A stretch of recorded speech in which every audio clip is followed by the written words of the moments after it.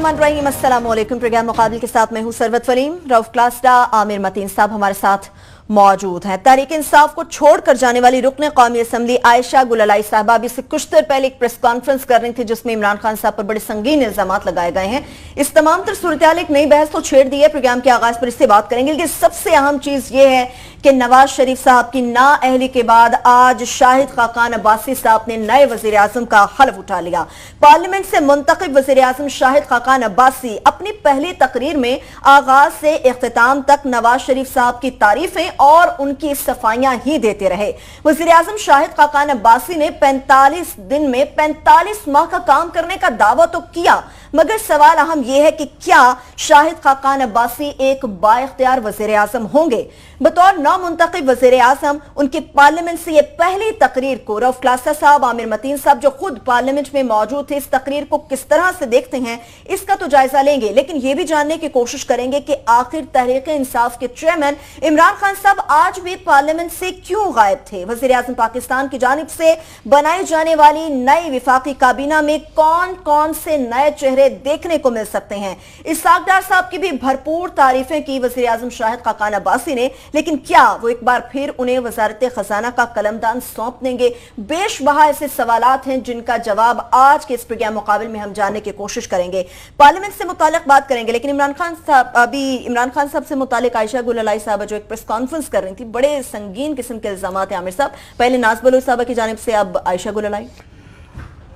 ये आज का सबसे बड़ा टॉपिक तो प्राइम मिनिस्टर का इलेक्शन था और उनका ओथ लेना।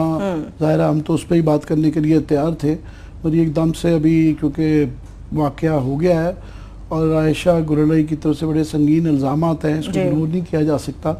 और ख़वातीन पाकिस्तान जैसे मुआशरे में जहाँ पे ये बहुत बड़ा इशू विमेन हरासमेंट का है, जब कोई इल्ज़ाम लगाती हैं तो उसको गैर संजीदगी से बिल्कुल नहीं लिया जा सकता, ना ही लेना जाना चाहिए।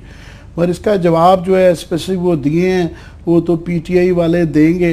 अभी उनका जनरल सा रिस्पांस आया उनकी ख़वातीन का, और स्पेसिफिक का वो देंगे, हम नहीं दे सकते जब तक इसकी ज़्यादा डिटेल्स नहीं है। सो आई बी वेरी केयरफुल। पर ये ज़रूर है, मैं कहना चाहूँगा दो तीन चीज़ें। एक ये कि ये विमेन हरासमेंट का इशू ये सारी पार्टियों में मौजूद है।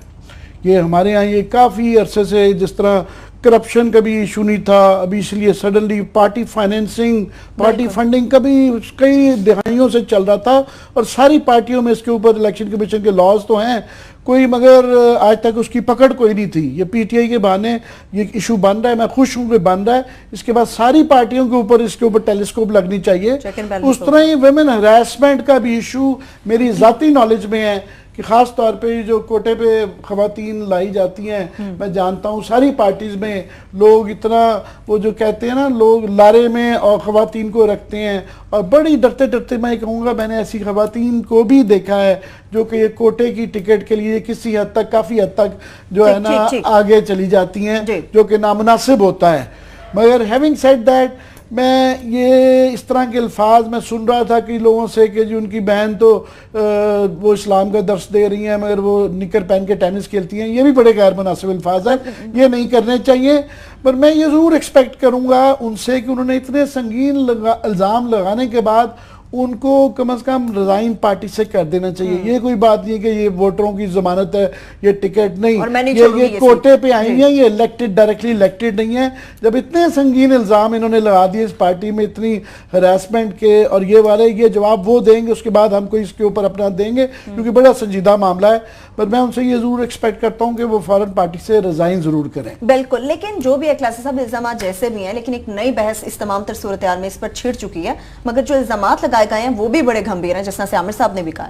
मैं और आमिर साहब ने, अभी आप भी बैठी थी हमारे साथ, हमारे लिए बड़ा मुश्किल टॉपिक है इस तरह के इश्यूज को टेकअप करना, नो डाउट, जहाँ पे वुमेन के इस तरह के हरासमेंट के इश्यूज आ रहे हों या इल्ज़ामात लग रहे हों। कमर जमा कहरा साहब का मैं एक पढ़ रहा था, उनका चल रहा था, बड़ी अच्छी बात की कमर जमा कहरा साहब ने।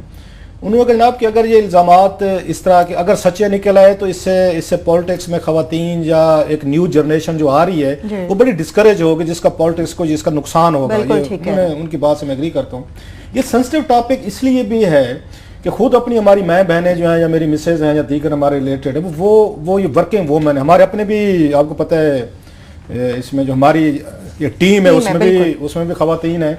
हम कितने केयरफुल हैं आपसे बेहतर कौन बता सकेगा कि आपको बात आपसे बात करते हुए डरते हैं, आपको नहीं, वैसी भी बात नहीं यू नो इट। तो खैर, ये कहने का मकसद ये है कि ये जो सारी या सिचुएशन डेवलप हुई है, एक तो इमरान खान ने कभी ये क्लेम नहीं किया कि मैं फरिश्ता हूँ। माजी की जो भी चीजें थी मेरा ख्याल है वो सारी की सारी हमारे सामने है। और दूसरी ये है कि जिन लोगों ने उनको ज्वाइन किया था उन्होंने मेरा ख्याल उनको अच्छा बुरा देख के ही ज्वाइन किया था। लेकिन हैविंग सेड ऑल दिस, इस चीज का भी नहीं है कि किसी को लाइसेंस मिल जाता है, वो कहते हैं लाइसेंस टू किल, कि अब आपका क्योंकि एक प्ले बॉय वाला आपका एक माजी रहा हुआ है, लिहाजा आपने जो किसी को कहना है कहें या करें। इमरान खान साहब को भी मेरा ख्याल है केयरफुल, ये बहुत सारी चीजों में रहना पड़ेगा या रहना चाहिए था, because he is leading a party.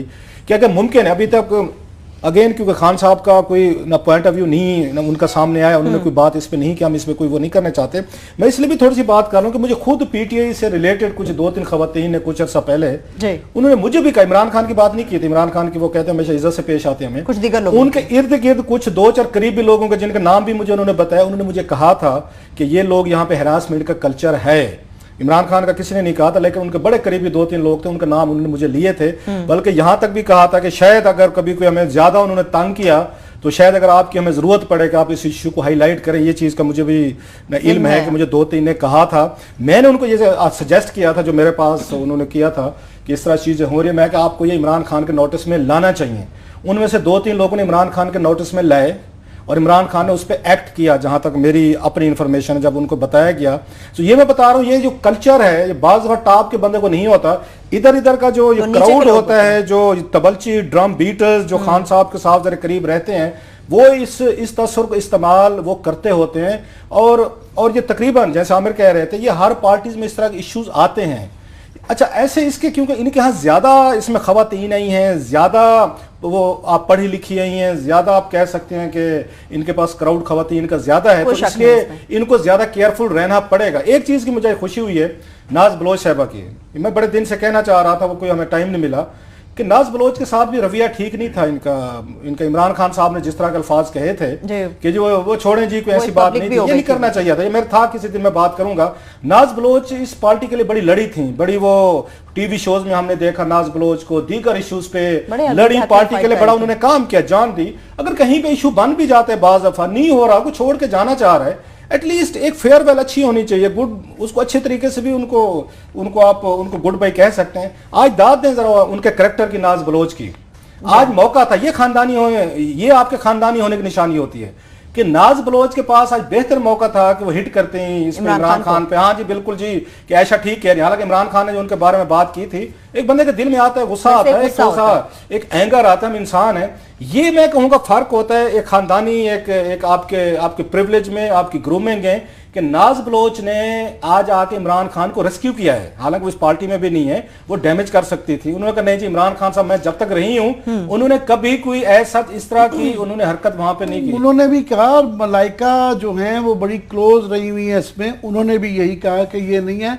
मैं सिर्फ ये ऐड कर दूं कि ये इस वाकया ये इसलिए बड़ा इंपॉर्टेंट है कि पीटीआई की कंट्रीब्यूशन है कि इन्होंने यूथ के साथ खवातीन को नेशनल पॉलिटिक्स में इन्वॉल्व किया है। और मुझे बड़ी खुशी होती है इनके जलसों में एक जेंडर बैलेंस नजर आता है। और वो जब ये खतरा एक होता है कि जब औरतें आएंगी तो वहाँ कोई ना कोई, हमारा एक कल्चर है औरतों की हरासमेंट का है, एक हकीकत है। उन्होंने अब उसके बड़ी किए में कुछ तरीके निकाले हैं कि उनको अलहदा बिठाने का, ये सारा। मगर ये पीटीआई की बड़ी कॉन्ट्रीब्यूशन है कि खवातीन आनी है, क्योंकि तो उसका आसान तरीका निकाला कि औरतों को बुलाओ ही ना। कि जिस तरह औरतें फाटा में और काफी इलाके में वोट देने ही नहीं जाती, ये आसान तरीका है औरत की इज्जत बचाने का, ऐसा नहीं है। सो ये इसलिए ज्यादा इंपॉर्टेंट है। मेरा ख्याल है, मेरी सजेशन है कि मैंने खुद देखा, सजेशन ये है कि इनके सेक्रेटेरिएट वगैरह में, बनी गाला में मैंने देखा बहुत ज्यादा मर्द बहुत ज्यादा होते हैं। वहाँ जेंडर बैलेंस अगर करें, वहां पे इस तरह का रखेंगे स्टाफ, एक लड़की या 2 लड़कियां नहीं होनी, कोई 40-50 की 60 की रेशियो से और खवातीन हो, तो हम इन चीजों से डील करते हैं, अपने इदारों में फर्क पड़ता है। चलिए अभी हम छोटी सी एक ब्रेक पे चलते हैं। जब ब्रेक से वापस आएंगे, चूंकि आमिर मतीन साहब रऊफ क्लासेस साहब आज पार्लियामेंट में प्रेस गैलरी में मौजूद थे, शाहिद खाकान अब्बासी नौ मुंतखब वज़ीर आज़म बन चुके हैं, हलफ उठा लिया है, वो वहां पर मौजूद थे। उनकी तकरीर पहली कैसी थी, इमरान खान साहब क्यों गायब थे, विफाकी काबीना कौन से नए चेहरे सामने लेकर आएगी। छोटे से ब्रेक लेंगे, वापस आएंगे, हमारे साथ रहिए। ब्रेक के बाद एक बार फिर से प्रोग्राम में हम आपको खुशामदीद कहेंगे। पार्लियामेंट से मुतालिक तो गुफ्तगू करेंगे, लेकिन आयशा गुललाई साहब से मुतालिक आप मजीद कुछ बात थोड़ा करना सा इस चाह रहे पे, हैं? क्योंकि अगेन वो जैसे इशू था जिस तरह बन गया, बेनजीर भुट्टो का एक फायदा था कि पार्टी की, क्योंकि वो हेड थे, लीडर थे, लिहाजा पीपल्स पार्टी में ये कल्चर उस तरीके से नहीं आ सका। इवन आसिफ अली जरदारी साहब को कुछ भी कहें, कभी ये इल्जाम उन पे भी नहीं लगा जी उन्होंने पार्टी के, हम बाकी सारे इल्जाम उन पर हम लगते भी हैं, हैरेसमेंट का कभी नहीं, ये नहीं आया कम अज कम के जी के जरदारी साहब पार्टी चीफ हैं या वो होते रहे। नवाज शरीफ साहब, शहबाज शरीफ साहब के बारे में we can just stay silent. अब अगेन कि हम किसी उसमें नहीं जाना चाहते, बाकी अदर कोई वाइज कोई अच्छी रिपोर्ट्स वो सबको पता है। अब उसमें हम अगेन कि ये इतना सस्ता इशू हम नहीं जाना चाहते। इमरान खान साहब का, जैसे मैं कह रहा था कि वो एक बड़ी पार्टी को हेड कर रहे हैं, उनको मैं मतलब हारून रशीद साहब को कोट करता हूँ, उनके दोस्त हैं, हमारे भी हैं, उनके भी हैं।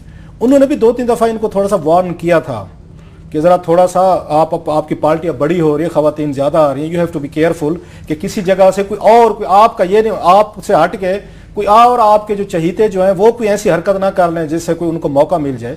और चौथी सवाल ये था, भी हम सुन रहे थे ये आयशा को, वो बैठे, ये मुझे एक दफ़ा इनसे मेरी भी मुलाकात हुई थी, आमिर साहब की भी इनसे हुई थी।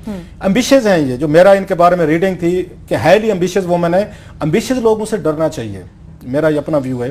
और ये कहना कि वो टैलेंटेड लोगों से जलते हैं, वो जुमला जो था ना इस बात की बिल्कुल वो लग रहा था कि वो जैसे आमिर का अच्छा उस पर कमेंट था तकरीर सुनते कि उनका ये ख्याल था कि मुझसे ज्यादा टैलेंटेड पर्सन ही कोई नहीं पैदा हुआ, और मैं इतनी टैलेंटेड थी कि इमरान खान भी मेरे टैलेंट को पहचान नहीं सके, वो अप्रिशिएट नहीं कर सके, पहचान नहीं सके। गिला उनका जाती तौर पर मुझे ये लग रहा था। और जब उन्होंने कहा जी 4 साल से मुझे मैसेजेस आ रहे थे, तो मेरा ख्याल है वो लाइक वेरी वाइज पर्सन, वो स्टोर करती जा रही थी मैसेजेस को कि किसी दिन काम आएंगे। अगर आपको बहुत अरसे से मैसेजेस आ रहे थे, तो अगर आप में था जो चीज़ आपने कहा है कि हम ये चीज़ें बर्दाश्त नहीं करते, आप उसी वक्त ये इसको रिएक्ट करना चाहिए था।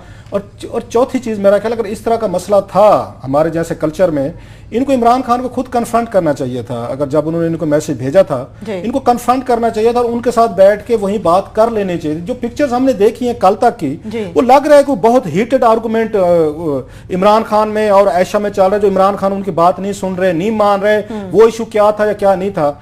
मैं एज ए मर्द एक बात कह रहा हूँ, वो मैं जानबूझ के मर्द की बात कह रहा हूँ, मेरा अपना कोई यहाँ पे एक प्रोफेशनल लाइफ का तजर्बा है। जब तक कोई दफ्तरों में भी हमने काम किया है, ऑफिस में भी किया है, दीगर देखें, अगर कोई लड़की ये फैसला कर लेना कि मुझे कोई हरास नहीं कर सकता, ये चीज कोई नहीं कर सकता। ये मैं आपको, मैं एज ए ये मैन कह रहा हूँ, आमिर साहब इस पे अपनी राय देना चाहेंगे कि कोई लड़की अकेली भी हो ना सर, इवन 1000 मैन बैठा हुआ ना, उसको गलत नजर से भी नहीं दे देगा। इट्स ऑल आप पे होते, आप कितनी स्पेस देते हैं। जितनी स्पेस देते जाएंगे, मर्द आपसे स्पेस लेता जाएगा। ये ह्यूमन साइकोलॉजी मैं आपको बता रहा हूं, ये इमरान खान का मसला नहीं है, ये हम तमाम सारे मर्दों का मसला है। आप कितनी स्पेस देते हैं, जितनी देंगे वो एक कदम बढ़ाता जाएगा। बाकी अप टू यू। एक इसमें लास्ट में बात कह दूं, इस वक्त असल में ये तनाजुर इतना खौफनाक है, इतनी पोलराइज्ड है, इस वक्त प्राइम मिनिस्टर चले गए हैं और इतना ज्यादा मीडिया भी डिवाइडेड है कि भी जिस तरीके से 2-3 चैनल हम इकट्ठी देख रहे थे, तो वो किसी जगह पे जो है ना ये दिखाया जा रहा है कि जी एक ग्रुप के बहुत ज़्यादा आ गए हैं, दूसरी जगह पे दिखाया जा रहा है सर्कल बना के कि देखें फलाने के साथ रेहाम का रिश्तेदार खड़ा हुआ है। सो वो भी साजिश का एलिमेंट इतना ज़्यादा आ जाता है और इतनी पोलराइज्ड है कि वो उसमें जो है ना सच तक पहुंचने के लिए शायद ना ठंडे दिमाग से आराम से बैठ के we have to wait till more evidence comes, version of both sides comes and then we can. चलिए देखते हैं अब आगे क्या होता है। अब कुछ पार्लियामेंट की बात करते हैं। आमिर साहब, आप और क्लास साहब वहीं पे मौजूद थे प्रेस गैलरी में, बजाय इसके कुछ सवाल उठाया जाए। पहले ओवरऑल कार्रवाई जो आपने कार्रवाई आज तो जाहिर है इस इशू की वजह से हमें गहना गया बीच में। जो प्राइम मिनिस्टर, उनको प्राइम मिनिस्टर हैं शाहिद खाकान अब्बासी साहब, उन्होंने भी मेरा ख्याल जिंदगी में सोचा होगा कि वो प्राइम मिनिस्टर बनेंगे। और वो आज बड़ी मज़गा खेज़ किसी अखबार की सुर्खी थी कि 800 साल बाद बनु अब्बास जो है दोबारा हुकूमत में आ गए जो है ना। तो वो सारे पिंडी मरी के हमारे अब्बासी भाई जो है, मेरे घर में भी एक अब्बासी साहब है, तो उनका भी मैं सुबह से देख रहा था, वो मेरे से रवैया बदल। छोटा सा मैं आपसे कमेंट करके ना, बस फिर उसके बाद वो हिलाको खान आया और जो फिर उसने बगदाद का अशर किया ना, वो खुदा ना करे अल्लाह उससे अब्बासी खानदान की याद रहे कि तारीख के अंदर जो है ना 1256 के अंदर जो है ना वो फिर हिलाकू खान, वो अल्लाह करे यहाँ कोई हिलाकू खान ना आए। मगर ये है कि ये हलाला कहा जा रहा है कि ये हलाला प्राइम मिनिस्टर होंगे, क्योंकि इसके बाद शायद शहबाज शरीफ साहब का दिया जा रहा है कि वो आएंगे। तो मुझे एक बात से, इससे पहले कि मैं इनकी स्पीच पे और बाकी चीज़ों पे आऊँ, मुझे इस बात की बड़ी तकलीफ है कि अगर ये हलाला प्राइम मिनिस्टर हुए कि 2-3 माह के लिए कोई किसी को प्राइम मिनिस्टर बनाए और जो फिर पर्क्स उसको सारी उम्र के लिए टैक्स पेयर्स की मनी से दिया जाता है, ये मेरा बड़ा सेंसिटिव इशू है कि कस्टम में गाड़ी जो है ना, आप बुलेट प्रूफ उनको अलाउ करते हैं जिसमें 5-7 करोड़ रुपए की बड़े आराम से वो टैक्स पेयर्स को टीका लग जाता है। उसके बाद life long bills, life long security, life long उनको जो है ना स्टाफ दे दिया जाता है कि सारी उम्र पूरा खानदान वो जो है ना वो करोड़ों का अरब तक रुपए का शायद पैकेज बनता है। तो या तो इसको खत्म कर दें, या मैं उम्मीद उनसे करूंगा कि वो ऐलान कर दें कि मैं जनाब ये पर्क्स नहीं लूंगा, और या इसका कर दें कि जनाब एक मिनिमम लिमिट हो, साल तक कोई हो तो वो ये वाली चीज होनी चाहिए। Coming back to his speech, I was very disappointed. मैं वो कोई उनकी जो स्पीच थी आज, वो प्राइम मिनिस्टेरियल नहीं थी, वो किसी बैक बेंचर की थी। बल्कि हमारे प्रोड्यूसर साहब यहाँ पे अशरफ साहब कह रहे थे कि जनाब कौंसलर टाइप की स्पीच थी, कि वो इतने हीटेड उसमें थे कि वो ये जो जुमले इस तरह के करने के जब आप खड़े होते हैं, दैन चाहे आप थोड़े अरसे के लिए भी प्राइम मिनिस्टर बने तो आपका होता है कि आप एक ग्रैंड नैरेटिव देते हैं, बड़ा विजन देते हैं, बड़ी बातें कहते हैं, छोटे छोटे पॉइंट्स स्कोरिंग नहीं करते कि बेटा मैं LNG का तुम्हें वो करूंगा, या मुझे जो गाली गलूज जिन्होंने दी तो उनका भी जवाब दूंगा। तो वो ये नहीं, इन चीज़ों में नहीं पढ़ते। इट हैज टू, बल्कि नवीद साहब ने जो है उन्होंने बेहतर स्पीच की, जो है नवीद कमर ने बेहतर स्पीच की हुई थी। तो इनका वो पहली बात तो है कि वो मज़ा नहीं आया, बाकी कंटेंट उस पर जो इनका नून लीग वालों का, एक तो ये जो एक झूठ कॉन्स्टेंटली चलता है, ये पता नहीं जेन्युइनली समझते हैं कि उन्होंने इकोनॉमी में बड़ा कमाल कर दिया है। उसका शेख रशीद ने बेहतर जवाब दे दिया, बता दिया क्या क्या बरामदात हैं और क्या क्या कर्जे हैं और क्या क्या हुआ है। वो शेख रशीद साहब को क्लास साहब टच करेंगे। दूसरा, उसके अंदर जो मुझे आज जो सबसे इंपॉर्टेंट चीज़ थी ना नज़र आई, कि जो इनका नैरेटिव जो बयानिया नून लीग अडॉप्ट कर रही है ना, वो मज़ाहमत का कर रही है कि वो अदालत के साथ क्लैश करने जा रहे हैं। और वो ये बार बार ये जिक्र था कि ये नवाज शरीफ के साथ ज्यादती हुई है। नजर आता था कि it was all about Nawaz Sharif कि वो ना बता रहे हैं कि अदालत ने जो है ना ज्यादती की है, जो कि बड़ा खतरनाक है। मैं समझता हूँ नून लीग के पास अब 2 चॉइसेस हैं इस वक्त। एक चॉइस ये है कि आप शहबाज शरीफ साहब को अगर आप लाना चाह रहे थे तो उसके पीछे रैशनैलिटी ये नज़र आती थी, लॉजिक ये नज़र आती थी कि आप अपनी लड़ाइयाँ कम करें, सुलह सफाई करें, अदारों के साथ ना लड़ें, टकराव ना करें। और शायद बहुत मुश्किल काम है मेरे ख्याल में उनका जो है ना उसका प्रोजेक्ट बड़ा मुश्किल है कि उसमें से भी बचा के निकल जाए, ऑलमोस्ट नामुमकिन लगता है। मगर बहरहाल वो एक रास्ता। दूसरा ये था कि जिसकी वजह से नवाज शरीफ साहब की हुकूमत गई, वो लार्जली मेरा ख्याल मरियम बीबी का बहुत बड़ा उसमें क्रेडिट है कि ये जो मीडिया पॉलिटिकल मैनेजमेंट, क्योंकि वो सियासी तौर पे नापुख्ता थी और उनके गिर्द बिल्कुल दरबारियों का लग गया था, जो डे टू डे सारी सियासत वो चला रहे थे और नवाज शरीफ साहब पीछे जा चुके हुए थे। और चौधरी साहब भी इसी बात की इशारों में शिकायत करके गए हैं। तो हमारा ख्याल था कि शायद वो मीडिया ग्रुप और वो मैनेजमेंट मरियम बीबी की पीछे चली गई, पर मुझे आज लगा कि अभी भी वही रन कर रही है। जो बयानिया दिया गया कि जनाब हमने तो जो है ना लड़ाई करनी है अदारों से और नवाज शरीफ को बनाना है, हालांकि वो जा चुके हैं, वो वापस नहीं आ सकते सियासत में। उनके इर्द गिर्द जो बनाया जा रहा है उससे वो शहबाज शरीफ को कट डाउन करके ये बनाया जा रहा है कि दोबारा मरियम को 2018 में लाना है। इस चीज़ का बयानिया लग रहा है। और इसका सबसे बड़ा सबूत आई लाइक टू वेट, कल नजर आ जाएगा जब कैबिनेट आएगी। कैबिनेट में कल आएगी। आमिर साहब ब्रेक से वापस आके बिल्कुल ये जो विफाकी काबीना नहीं बनने जा रही है, कौन से नए चेहरे मिलेंगे सामने, ये तो बताएंगे। लेकिन जब ब्रेक से हम वापस आएंगे ये भी जानने की कोशिश करेंगे कि क्या शाहिद खाकान अब्बासी साहब एक बाइख्तियार वज़ीर आज़म होंगे। ब्रेक लेंगे, हमारे साथ रहिए।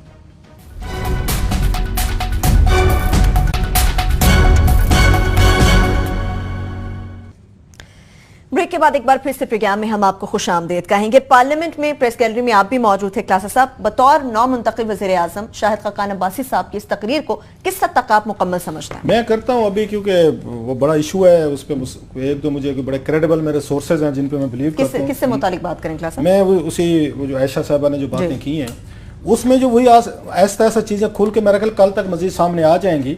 अमीर मुकाम साहब का नाम आ रहा है कि उन्होंने बड़ा रोल प्ले उन्होंने किया है इस पूरे जो कुछ आज कहा गया है या जिस तरह का ब्लास्ट किया गया है। कुछ मीटिंग्स के भी हवाले आ रहे हैं, कुछ चीजें आना शुरू हो गई भी सामने आ रही हैं। तो उनमें बल्कि कुछ कोई इनके म्यूचुअल फ्रेंड थे जो जाके इमरान खान से मिले हैं, जिनके साथ जाकर उन्होंने कोई सुलह सफाई कराने की कोशिश की। कुछ पिक्चर्स भी हैं हमारे पास जिसमें मीटिंग्स की इस तरह की चीज़ें हो रही हैं, लेकिन हम शो नहीं कर रहे उस पर स्क्रीन पे कि उनकी थोड़ी सी हम पहले वेरिफिकेशन उनकी करना चाहेंगे।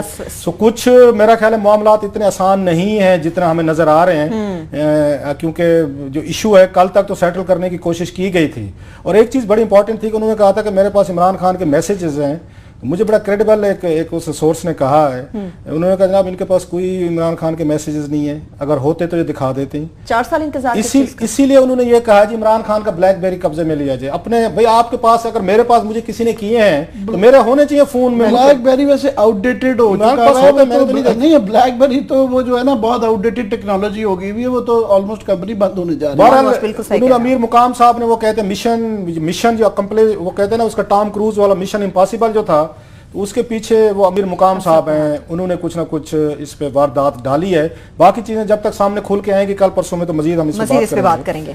अब आता हूँ मैं जरा जो आज वहाँ पे एक नए प्राइम मिनिस्टर ऑफ पाकिस्तान का वहाँ पे वो किया गया इंतखाब हुआ है। विश की आज ये कंट्रोवर्सी ना होती तो मैं और आमिर बड़े तैयार थे कि हम पूरे 40 मिनट का जो हमारा शो होता है हमने इसी पे 20 मिनट इन्होंने बात करनी थी, 20 मिनट मैंने करनी थी, क्योंकि आमिर साहब भी पार्लियामेंट में मौजूद थे, मैं भी वहां पे बैठा, पूरा हमने प्रोसेस उस पर देखा। एक तो वहां पे स्पीकर साहब जो हैं, जैसे मैं पहले कहता रहता हूं, वो कुछ ज्यादा जरूरत से शरीफ हैं या उनसे काम चलता नहीं है या उनकी सुनता कोई नहीं। आज एक दफा फिर फ्री फराल थी कौमी असम्बली, फ्री फराल, और वो नजर आ गया। बस स्पीकर साहब जैसे इस मुल्क में 3-4 दिन वजीर आजम नहीं था, मुल्क बड़ा स्मूथ चलता रहा सर। मेरी अब एक और राय बन गया और मेरा ख्याल आप इसे एग्री करेंगे आमिर साहब कि स्पीकर साहब ना भी हो ना, ये हाउस चलता रहेगा। उनकी मौजूदगी ना मौजूदगी से कोई फर्क नहीं पड़ता, ना उनको कोई अहमियत देता है, ना उनके अपने मेंबरान सुनते हैं, ना उनके अपोजिशन वाले सुनते। आज तो जितनी मेरा ख्याल है उस ऑफिस ऑफ स्पीकर के इंसल्ट आज हुई है, ये पार्लियामेंट की इंसल्ट हुई है कि वहां पे कुछ लाए हुए थे 150-200 वो लाए हुए थे सर वर्कर से या मरी के आए हुए थे कि जलसा आम था, वो पार्लियामेंट नहीं थी, शायद डिलिबरेटली हो, डिलिबरेट था, उसी पे था, नारे लगवाने थे नवाज शरीफ। अच्छा वो लगते रहते हैं, चलो हम इतनी स्पेस देते हैं, पार्लियामेंट है, लोगों को नुमाइंदे आप आते हैं, खुश होते हैं कि मरी के लोग थे, खुश हुए कि हमारा वजीर आजम बन गया। बिल्कुल ये उनको बनता है। पीपल्स पार्टी आपको याद होगा जब यूसुफ रज़ा गिलानी साहब बने थे वजीर आजम, हाँ तो मुझे याद है जियाले बैठे थे, उन्होंने वही लगाया था जिंदा है बीबी जिंदा है भुट्टू जिंदा है, जो उनके नारे हैं, नारे लगाए थे जरूर उन्होंने, उस वक्त भी लगे थे। जब नवाज शरीफ साहब बने थे वजीर आजम उस वक्त भी लगे थे, राजा परवेज अशरफ के वक्त भी लगे थे, ये पहले भी लगते रहते। नारे जाके पॉलिटिकल वर्कर लगाते हैं और स्पीकर साहब उनको वार्निंग वैसे करते रहते हैं, यार नहीं करना नहीं बोलना, चुप रहना। आज एक नई चीज थी जो मैं कहता हूँ स्पीकर साहब ने इंसल्ट करवाई है। वो कौन सी है? वो ये थी कि वो आके मेहमान बैठे हुए थे गैलरी में, वो उन मेंबरान को वो गालियां भी देते रहे, उनके नाम भी पुकारते रहे, बड़े बुरे बुरे तरीके कहते रहे, उनके खिलाफ नार भी लगाते रहते। ये काम पहले नहीं होता था।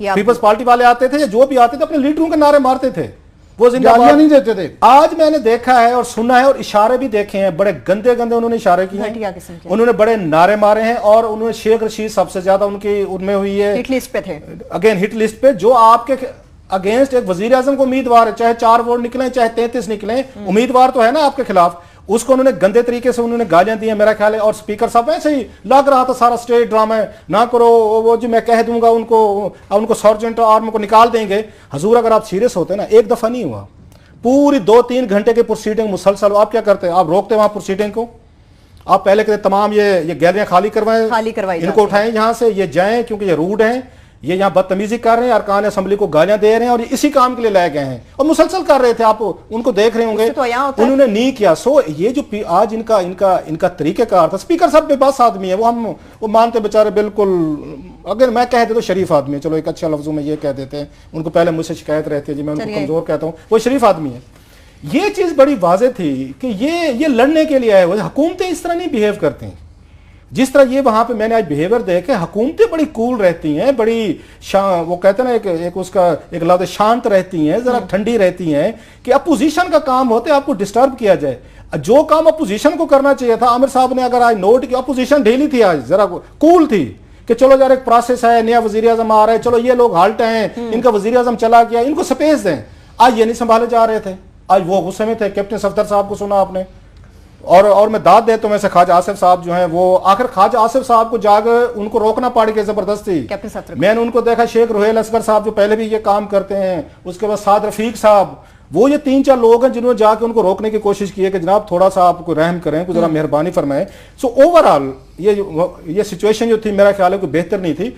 और प्राइम मिनिस्टर साहब ने एक बात की तकरीर पे मैं जरा थोड़ा सा आता हूँ कि उन्होंने बात की कि अब मुल्क इस आइन के तहत चलेगा। भाई इसी आइन के तहत वजीर आजम को उन्होंने डिस्क्वालीफाई किया है। आपने वहां सुप्रीम कोर्ट पे तनकीद की है, आपने बार बार कहा कि जनाब सुप्रीम कोर्ट ने, अच्छा एक बड़ा इंटरेस्टिंग चीज है आमिर साहब, कहते हैं कि हमने तो सुप्रीम कोर्ट का फैसला मान लिया, बासी साहब कहते हैं, लेकिन अवाम ने नहीं माना। भाई ये आप कैसे कह रहे हैं? कैसे आप मान लिया है, अवाम ने नहीं माना। ये एक आप वज़ीर आज़म दोबारा इस सीट पे आएंगे, सीट पे आएंगे शरीफ साहब। और तीसरे जिस तरह के पोस्टर लेके गए हुए थे वो साफ जरा उनके उसमें थी। एक मैं छोटा सा वाक्य सुनाना चाहता हूँ। एक हमारे यहाँ, अगरचे हमारा इशू नहीं है उस तरीके का, लेकिन एक चीज मैंने जो आज मैं नोट किया, मुझे राजा परवेज अशरफ बड़े याद है आज। किसके सवाल है? हालांकि मैंने उन पर बड़ी स्टोरीज भी की, स्कैंडल्स भी किए। राजा साहब ने मेरे खिलाफ तकरीरें की कौमी असम्बली में, हमारा बैड ब्लड चलता रहता था। जब वो वजीर थे तो मैं स्कैंडल फाइल करता था, 2-4 उन्होंने भी मेरे खिलाफ तकरीरें कौमी असम्बली में, चलता रहता, फेयर एनफ। जब वो वजीर आजम पाकिस्तान बने, मुझे इनको मुझे याद आया यहाँ से, ये जो अपनी तकरीर शुरू की, इनकी तकरीर में वो नवाज शरीफ से शुरू हुई, नवाज शरीफ पे बंद हुई। सर तारीफें और एक हमारे अंदर एक कल्चर है, वेदर कोई जिस तरह के भी हों, हमारे जैसे लोग भी, बाकी भी, वो ये जरूर कहते हैं कि ना खुदा की मेहरबानी थी कि I am here today. Even रस्मन या कल्चरल भी कहा जाता है, if I am not wrong please correct me. उन्होंने जितने नवाज शरीफ साहब को शुक्र अदा कि किसी और उन्होंने इस तरह का जिक्र नहीं किया। एक हमारे यहाँ होता है कस्टमरी सा ये कह देना कि खुदा की मेहरबानी ब्लेसिंग से है। मैं आपको बता रहा हूँ कि एलिमेंट ऑफ ये लॉयल्टी कितना ज्यादा होता है कि आपके जहन पे कौन सवार है। मुझे आया राजा परवेज अशरफ साहब के प्रेस सेक्रेटरी थे उस अकरम शहीदी साहब। क्लास ऑफ ब्रेक पे जाना पड़ गया। चलो बड़ा अहम वाकया आप मैं जो आपको छोटा सा सुनाता हूँ कि मुझे राजा परवेज अशरफ साहब आज इन्होंने जब तकरीर शुरू की है, मुझे उनका हम्बल एटीट्यूड था जो राजा साहब का, वो मुझे याद है, वो आपके साथ शेयर करता हूं। शहबाज शरीफ के खिलाफ साजिश बताऊंगा। चलिए बस इन्हीं दोनों चीजों के साथ ये दोनों टीजर आपके सामने छोड़े जाते हैं। ब्रेक से वापस आएंगे, इस पे गुफ्तगू करेंगे, हमारे साथ रहें।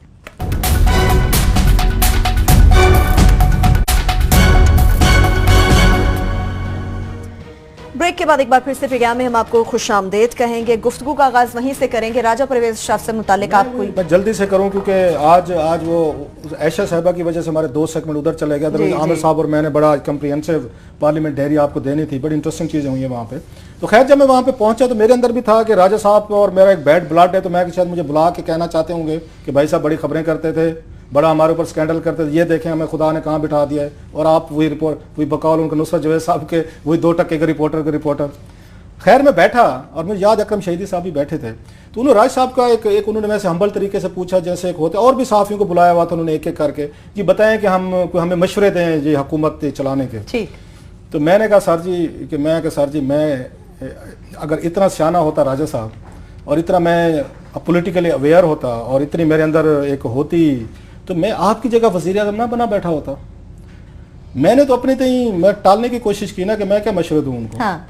तो उन्होंने जवाब बड़ा खूबसूरत दिया, मुझे आज तक याद है, 2012 की बात बता रहा हूँ मैं, आफ्टर ये 5 साल होने वाले। उन्होंने कहा क्लास साहब ये डेस्टिनी है, ये तो किस्मत की बातें हैं, अल्लाह जिसको वो चाहे वो होता दे, इसका अक्ल जहानत से कोई ताल्लुक नहीं है। It is one of the beautiful answers I had ever had. वही मैं देख रहा था कि ये डेस्टिनी होती है कि आज जो है वहाँ पे ये जो वज़ीर आज़म साहब थे वो समझ रहे थे कि मैं नवाज शरीफ साहब की वजह से वज़ीर आज़म बना हूँ। नहीं sir, it's all God blessing और नेचर्स इंटरवेंशन। मसलन मैं 2-4 जल्दी से बता देता हूँ उनको करेक्ट करने के लिए। उनकी तकरीर इंप्रेसिव नहीं थी वैसे, जो आमिर ने बात की, आज टाइम नहीं था हम इसको इवेल्युएट करते। इतनी वो उल्टा होता ही है कि आप जो अपोजिशन जो होती है वो आपको बुली करती है। आज वजीर आजम पाकिस्तान जो वो बुली कर रहा था अपोजिशन को, जिस तरह शेख रशीद को उन्होंने बेटा कह के कहा, वहां 24 घंटे हाजिर हूं बेटा, बस जिस तरह के ताने उन्होंने इस्तेमाल किए के वाले से क्या कहा। मैं सर उस पे आता हूं मैं थोड़ा सा। मुझे उनके ताने सुन के हैरानी हुई कि आप इतने बड़े एक अहम फेज में वजीर आजम बने हैं, इतने बड़े क्राइसिस से पाकिस्तान गुजरा है, आपके सर पे एक हुमा बैठ गया है, आपसे कम अज कम इनसे मैं बेहतर तकरीर की तवक्को रखता था। और इनकी सिस्टर सादिया अब्बासी साहबा सेनेटर जो है, मैंने उनकी तकरीरें सुनी है, she is a wonderful lady. 6 साल मैंने उनको कवर किया है। वो सादिया अब्बासी साहबा जो है बड़ी अच्छी वो सेनेटर रही है, अच्छी तकरीर करती हैं, अच्छी फैमिली है। 2-4 चीजें मुझे उनकी अच्छी नहीं लगी। मैं ये कोई बेसिस की बुनियाद पे नहीं कह रहा। प्लीज बताएं। एक उन्होंने यही कहा, जिस तरह का उन्होंने बुलिंग की अपोजिशन की, तानेबाजी, जुमलेबाजी, ये काम हम उसमें कॉलेज यूनिवर्सिटी दौर में करते थे, हॉस्टल लाइफ में आपस में बैठे ताने तंज। आज की उनकी तकरीर का 90% तंजा स्टाइल था जो उस पे कर रहे थे। और उस पे उनको शेख रशीद साहब ने, उन्होंने जो वहां पे गवाहियां डलवाने की कोशिश की कि शेख रशीद भी गवाही देगा, कोई उसके बाद शाहमूद कुरैशी भी देगा, जमात इस्लामी भी देगी, मैं भी दूंगा जी नवाज शरीफ ने करप्शन नहीं की। वो हमारे दोस्त हैं सुहेल खान, वो भी रिपोर्ट करते हैं वहां से, वो जर्नलिस्ट हैं, तो उन्होंने कहा वो जो उसकी मरी की जबान में कहते हैं ना, मारी गवाही पाई सुटो। वहां के हमारा ये कल्चर है कि मारी गवाही पाई सुटो, कि हर एक की गवाही पा दिया उन्होंने वहां पे कि फलां का बेकसूर भी फलां है। लेकिन कुछ अच्छी तकरीर के हिस्से भी थे इनके खकान के मत से। वो प्लीज बताएं। मुझे उनकी जैसे वो राजा परवेज अशरफ याद आया ना मुझे, कि एक हम्बल एटीट्यूड दिखाया उन्होंने मेरे साथ, कि खुदा की तरफ से दी हुई है, जो इनको लग रहा था कि ये नहीं नवाज शरीफ की तरफ से दी हुई है। मुझे इसके बाद दूसरे नंबर पे इनकी अच्छी बातों से जो खकान ने की हैं, तो मुझे मोहम्मद खान जुनैजो याद आए हैं। क्या जुनैजो साहब की तकरीर अगर आप पहली देखें, उन्होंने पहला अटैक जो है ना, उन्होंने कहा जी घर से शुरू करें। उन्होंने कहा जी मेम्बरान पे उन्होंने कदगने लगाई, ये लग्जरी स्टाइल काम करें, उन्होंने गाड़ियां छोटी की थी अगर आपको याद हो, और उन्होंने आके पार्लियामेंटेरियंस को कहा था कि खुद को ठीक करें। आए खकान ने 2-4 बड़ी इंपॉर्टेंट बातें की हैं। उन्होंने कहा जनाब कि हमें अपने घर से शुरू करना होगा, अगर पार्लियामेंटेरियन टैक्स नहीं देखें ये देंगे, उन्होंने कहा जी पूरी टैक्स आपकी डायरेक्टरी आई है सामने, और पार्लियामेंटेरियंस के जो टैक्स के वहां पे उनके नंबर्स हैं वो बड़े शेमफुल हैं कि इतना कम आपने टैक्स दिया हुआ है। ये उनकी अच्छी बात है कि हमें टैक्स देंगे और घर से तो लोग देंगे। और मैं ये बता दूं ऐसे उनके अब्बासी साहब के लिए कि उनके वजीर आजम जो पिछले थे, उनसे ज्यादा डबल टैक्स मैंने दिया हुआ है। सो वो बात उनकी ठीक कह रहे हैं कि पार्लियामेंटेरियन टैक्स नहीं दे रहे, टैक्स को एंजॉय कर रहे हैं। दूसरा जो उन्होंने असले से पाक करने की बात की है, ये भी बड़ा उनका अच्छा था, और लग रहा था नागवारी थी पूरे पार्लियामेंटेरियंस में कि उनकी बाज तकरीरों के हिस्से इतने इंपॉर्टेंट थे ये खकान के, अगर वो तानेबाजी में ना पड़ जाते, वो छोटे मोटे कमेंट करने, उसको सेटल करने, तो ये हो सकती थी अच्छी तकरीर। उनसे बेहतर तकरीर उस नवीद कमर ने की है, ज्यादा फिलोसफिकल थी, बेहतर तकरीर थी, सुलझी हुई बात की। नवीद कमर ने कोई एक गैर जरूरी काम नहीं किया। अच्छा, शेख रशीद साहब की तकरीर जो थी, एक आठ थी, बड़ी ज्यादती की है। पीटीवी जो है बिल्कुल ये रियासत का इदारा है, इन्होंने बिल्कुल ही अपने खानदान का समझ लिया है, वो ज्यादती हुई है। और अगेन मैं कहूंगा स्पीकर का कसूर है कि स्पीकर वहां रजा रब्बानी साहब की उसके बगैर वो नहीं कर सकते, मजबूत है चेयरमैन, मजबूत है सेनेट का, आपको स्पीकर नजर नहीं आता। शेख रशीद साहब ने अच्छा पोस्टमार्टम किया इनका, जो उन्होंने कहा ना कि आके साग डार की बड़ी तकरीरें की, उन्होंने आके तारीफें करने की कोशिश की खकान अब्बासी साहब ने, तो शेख साहब ने उसका अच्छा पोस्टमार्टम। शेख साहब की तकरीर भी बुरी नहीं थी, लेकिन मुझसे अगर आप थोड़ा सा नंबर लेने की कोशिश करेंगे ना, मैं कहूँगा नवीद कमर साहब की अच्छी तकरीर थी, उसके बाद शेख साहब की बेहतर थी, उसके बाद इवन जमात इस्लामी के उनके तारक उल्लाह ने अच्छी तकरीर की, नॉट बैड। और एक मायूसी हुई है मुझे उनसे कि वजीर आजम के इस लेवल पे बेहतर तकरीर होनी चाहिए थी, लेकिन 2-4 स्टेप्स, 2-4 चीजें उन्होंने अच्छी की हैं, जो उन्होंने मोहम्मद खान जुनैद जो मुझे याद आए हैं, लेकिन पार्लियामेंट और कैबिनेट इनको करने नहीं देगी जो उनका रिजॉल्व था।